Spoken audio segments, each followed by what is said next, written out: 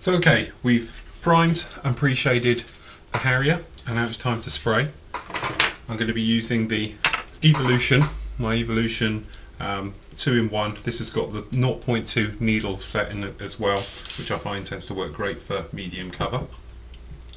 We're using the Hanance Extra Acrylics. This is the dark camouflage grey for the underside.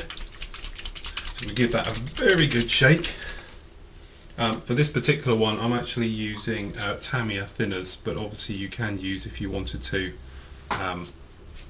actually acrylic's own thinners. They do their own brand of thinners as well, which comes in like that. I tend to prefer the Tamiya X20A acrylics a little bit more. Okay, so we're going to load up like that. Now I'm not using specific measures in that. I tend to run everything by eye, but as a rough guide, I suppose we're going in at about 60% paint to 20% thinners. It's quite a thick mix, and I tend to have the air pressure racked up pretty high for the first pass. Second coat that I'll go over will thin it down a little bit more. Okay, so what we're going to do, as I always do, start off mid-distance away, light misty coats. Now with the extra acrylics, they actually give a gloss finish. As you can see, we've just gone in like that. Okay, I'll do it up here. Because we're spraying at quite a high air pressure, you don't want to be hanging around in too much areas at once. Literally, we're just going to mist this on and go. Don't forget, because it's pre-shading as well, don't worry about if all your pre-shading disappears. As it dries, it's going to come back.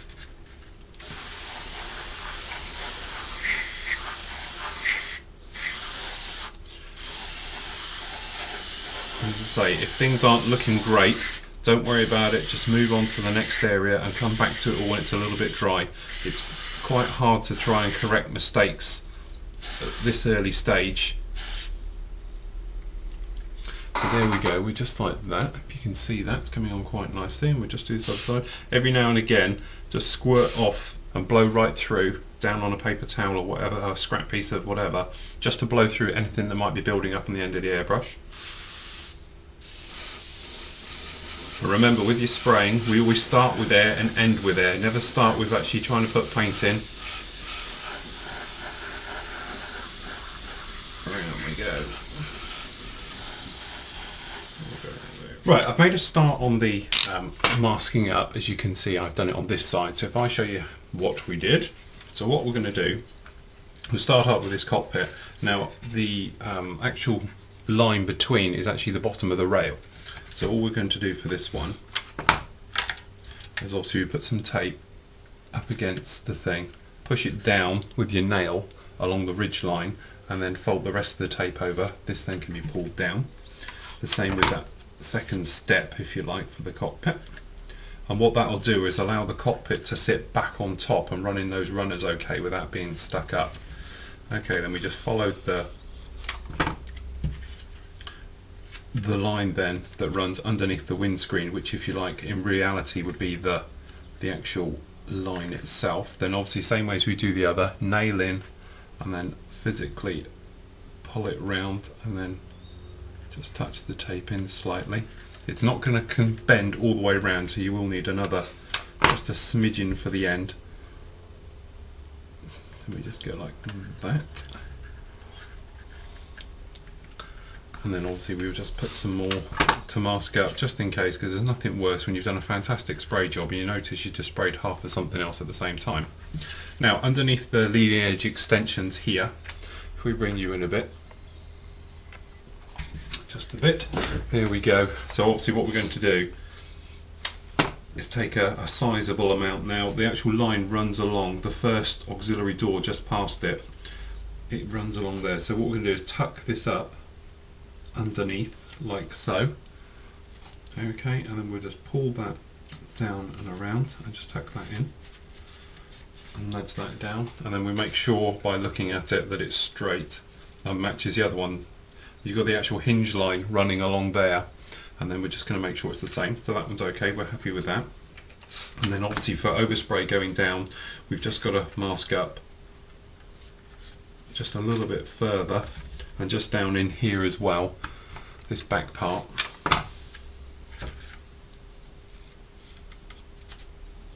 There we go. Basically, if you look down and you can see plastic, then it needs to be masked. So we just put it a little bit down here.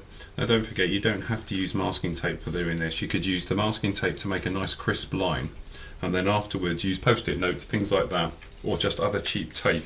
Just remember, putting it onto painted surfaces, you have to be careful with it peeling off. What I tend to do, on the back of your hand like that, if you put the tape down, push it all flat, peel it off. Obviously you get bits of skin cell, but also the oil on the actual skin will take off a little bit of that tackiness, and you can put that down and on again. If you do that a couple of times, obviously the more times you do it, like now, see, it's hardly sticking to my skin at all. It's got so much oil off of your skin onto it that you can actually place that onto decals and not run the risk of pulling them off. Now I wouldn't recommend that all the time, but if you're in a bit of a pickle and it's your last resort to do that, then I would go for it. Right, the other thing to do, I'll use another bit now, is around the actual stabilizer pods down here. So what we actually do is under the wing, using the bottom of the wing as a line-up guide, keep it nice and straight, and then we'll fold it round the back. You can still see that in angle. Okay, and then under the wing again, pinch the bottom to seal it up. Simple, so that's that one done. All done nicely in there. And then obviously the main problem is this one down the back. Now if we just bring you out a bit, what best way I found to do it, a good generous length of tape. Okay, now starting from the rear, if you go around the other side and obviously up under the back bit here, okay, we pull it round. And then what there's a little dent just in here for where the fuselage changes. If you run from the back to that dent and then place, and then you can run your finger back along the area to make sure it's all okay. Right, and then you're just going to follow that line and pushing and bending and crimping as you go. Now obviously you'll get to the top bit here and it splits between the wing and the top. So what you want to do is almost pull it. I know you can't really see this very well. Is pull it for the top and run in. And using your knife, if we bring you in a little bit, then using your knife like this, if you cut in like that, and then you should be able to pull that down just like so, and then bring it back up, and then tuck it under the wing, and obviously you get that nice little V join in the back there, in just there like that, and that helps with that. And then obviously we just need to run a bit more tape down the bottom. If you have got some more wide tape, obviously it saves a bit of time, but I've just got this to hand really. Just like that, and now we're ready for spraying the top coat. So now we're going to switch colours. We're going to come to the dark sea grey. It's the same thing, exactly the same as we did the other side. We're going to give it a good shake. Compressor. Back in, same air pressure as we were before, same mix, it's about 60-40.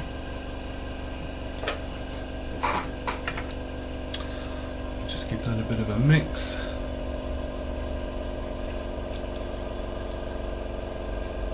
Just like that.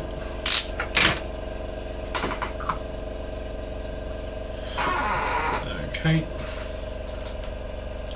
Check our pressure. Remember to blow through quite a bit because you've had a colour change. Obviously it'll be in there. And if you spray it next to your other colour, like here, you can see what's going to come out. Obviously you can see there we've got the darker colour. So right, if we move on. Remember, dusty coats, exactly the same as we've done all the others.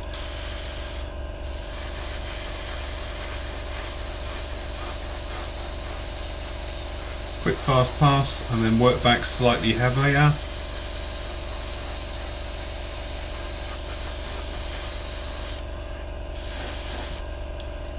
Remember, less is best. Keep it dusty to start with, and then the more you've been over it and the paint is wet, and it'll stick better.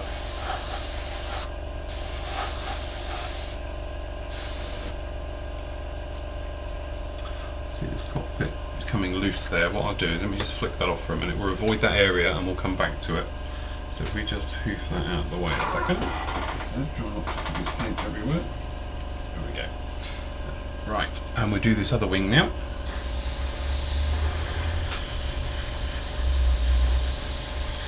I think I've said on other videos about the garage spraying way of doing this, all very well, but you tend to get lines. So if you just S-shapes all over and just do it like that. Every now and again, if you were saying, blow out some rubbish out your airbrush. With acrylics, you do find you get a little bit of build up on the tip, which is something you may have to clean off periodically. This one's actually going very well today, but sometimes on a hot day, because it's quite a cold day today, we're not getting much build up at all. And then we're just going to run down this back edge.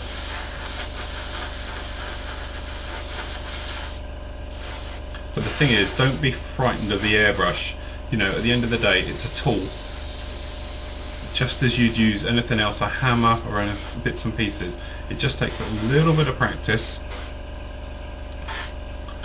But if you start thin and take your time and don't go bashing in there, you know, with heavy coats, then you'll be okay. If you just start off nice thin coats and away you go. I'll just do this front edge area as well. And when you're spraying, make sure you spray, obviously here I've got the cockpit open, don't be spraying in. And there we go. Happy with that? So we just got to do the cockpit, and because I'm doing it like that, if I just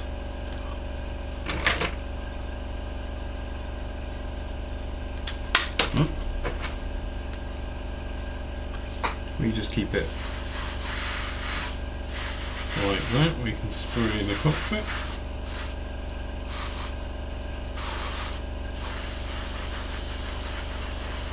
And there we go, all done.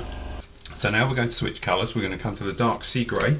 It's the same thing, exactly the same as we did the other side. We're going to give it a good shake. Compressor. Back in, same air pressure as we were before, same mix, it's about 60-40.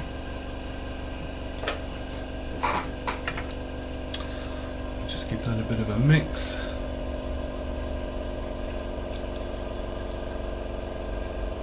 Just do like that.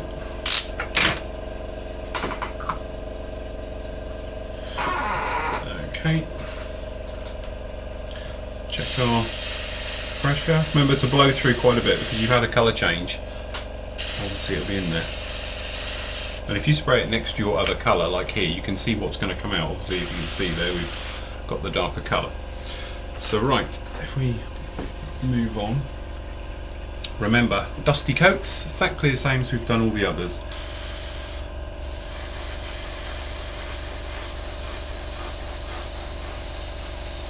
Quick fast pass and then work back slightly heavier.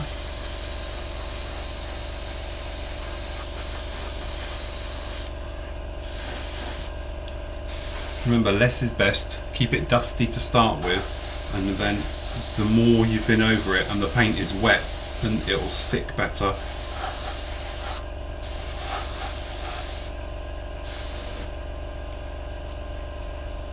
See, this cockpit is coming loose there. What I'll do is let me just flick that off for a minute. We'll avoid that area and we'll come back to it. So if we just hoof that out of the way a second. It says try not to produce paint everywhere. There we go. Right, and we'll do this other wing now.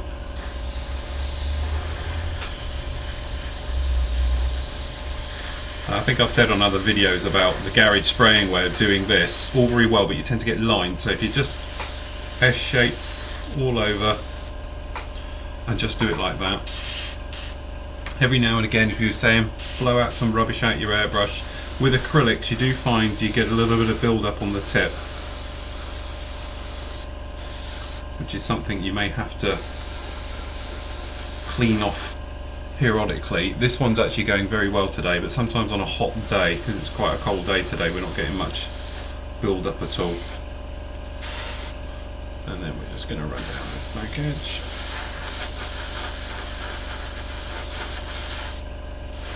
But the thing is, don't be frightened of the airbrush.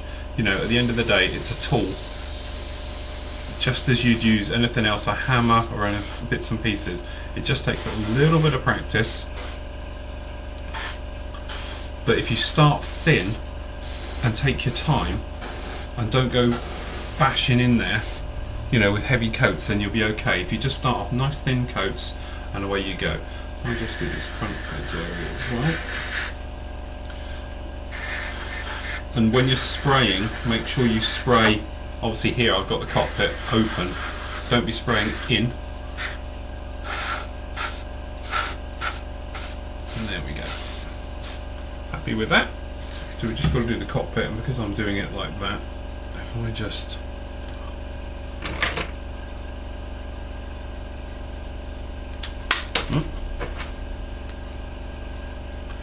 we just keep it like that, we can spray the cockpit.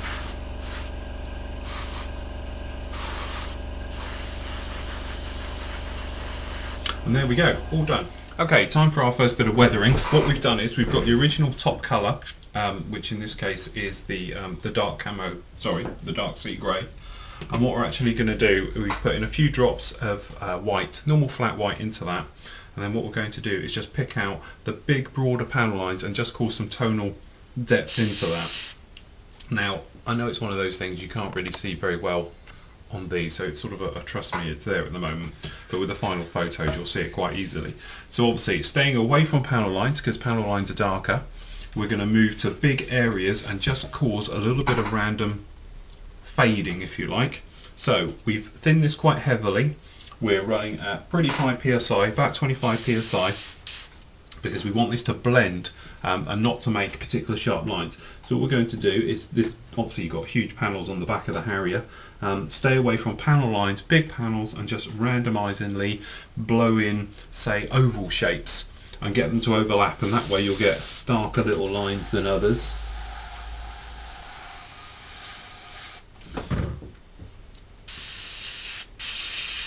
And there, to be honest, I'm not quite happy with it because it's too light. So what we're going to do now is we're going to go back and we're just going to add a tiny drop of the dark again. And we're just going to darken that slightly. When the wash, if you're using my wash or anybody's wash really, it'll darken it slightly. So don't think, oh god, you know, it's gone horrendously wrong, because you haven't.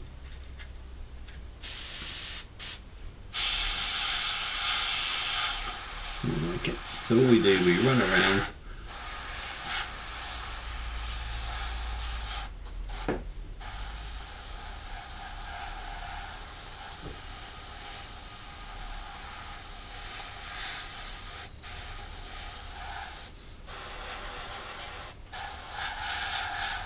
just like that.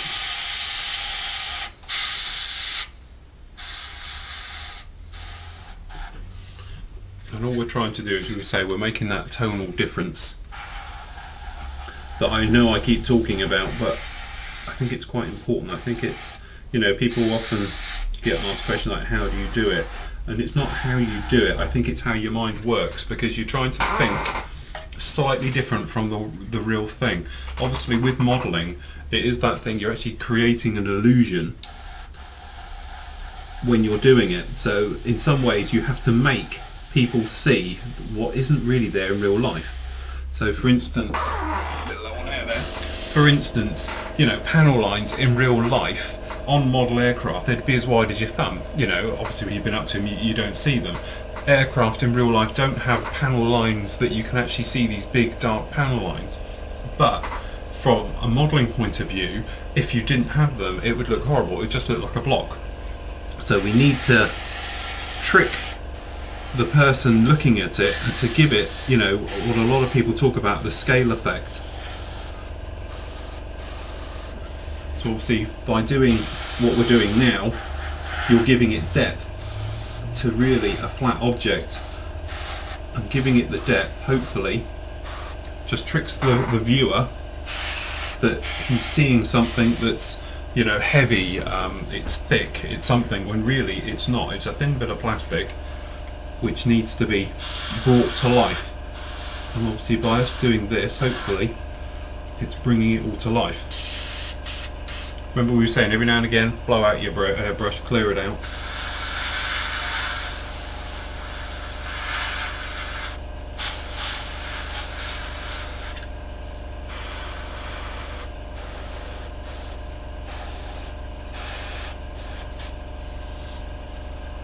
So there we go. I don't know really how much you can pick out of that at the moment, but we've just tried to really randomize that color slightly and bring it to life. Now obviously for the underside, when we're doing that, we're going to work slightly the other way. So this color we've got here, although it's lighter than there, I'm hoping it's going to be halfway between what's on the bottom, because it's a nice light color. If we darken it slightly, we'll get the same effect. But obviously it's all in reverse. So if you pick out an area to start with to check your colour, which is easy to rectify if it's wrong, such as a wing.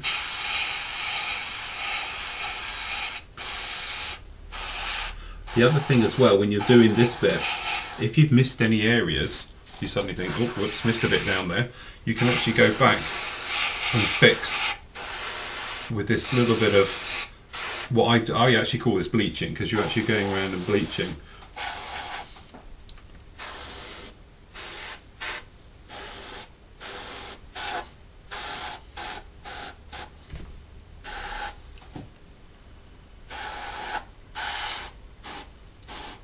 Like there's a classic in here, if you can see here, that little spot right at the end of my finger, that's where the tape has pulled off a tiny bit. Actually I caught my nail underneath it. So what we're going to do, we're going to let that work to our effect. We're going to blow it in by doing it this way, which will lose that. And at the same time, when we go back over it with a little bit of weathering, which I'll show you afterwards, nearing the end, that will give it the effect it's had a touch in real life.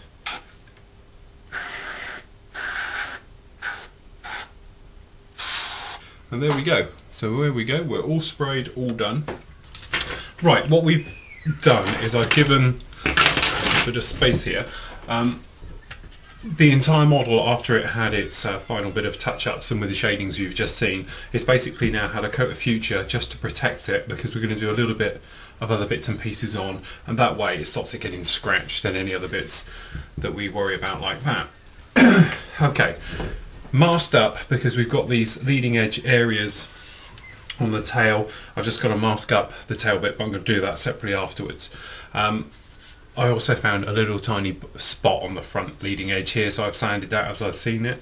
Basically just a bit of tape all the way around. Now for this, depending on how worn they actually are, checking the reference photos, they all seem to be a little bit different. I'm going to use XF60, which is the dark yellow. It's like a sandy yellow. I'm going to put a drop of white in with that as well. The other thing you notice with it, it seems to be lighter on the leading edges, and then the tail seems to be a little bit darker. I think that's obviously just the thickness of it. Right, we'll use the other airbrush here a second, because I just happen to have it handy, because it's got a smaller needle in it. Just give that a bit of a fill up like that. Then all we're going to do, we're going to spray these leading edges.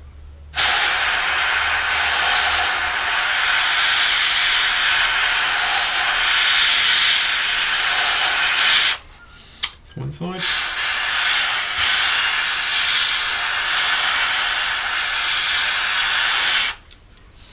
And two.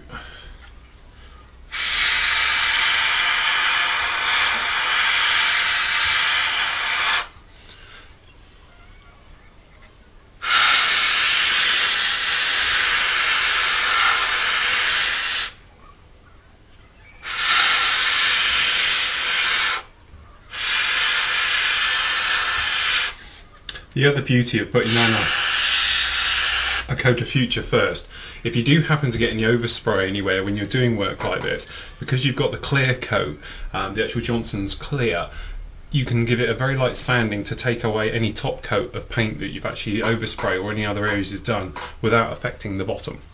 So that's those on there. We'll just do the tails as well. And there we go. So that's those done now. We'll just let them dry a second. Then all we've got to do now is tape up this rear one here as it goes up. Now, basically it's just that edge from here to here. So I'll mask this up now. Right, so now we're going to do this rear tail. So if I bring you in a bit. So all we'll do, obviously it's a little bit of guesswork to how thickness it goes because we haven't got a panel line. So you make your line, stick down the bottom, sorry, like that, then hold with your thumb and we gently bend up a little area, pinch down, bend up a little area, pinch down, and we just keep pulling back and pulling up, and you'll make tiny little grooves, if you like.